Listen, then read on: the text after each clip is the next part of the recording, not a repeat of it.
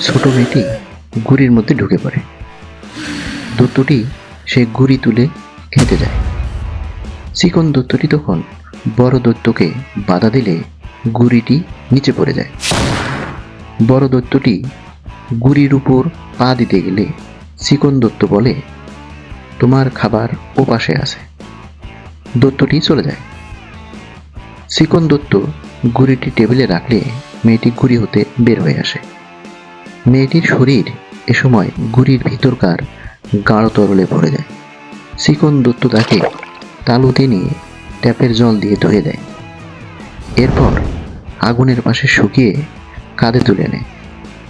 চিকন দত্ত মেয়েটাকে নিয়ে সন্তর্পণে দত্তদের মাঝ দিয়ে পালাতে যায়। এ সময় দত্তরা মানুষের গন্ধ পেয়ে চিকন দত্তকে ধরে ফেলে।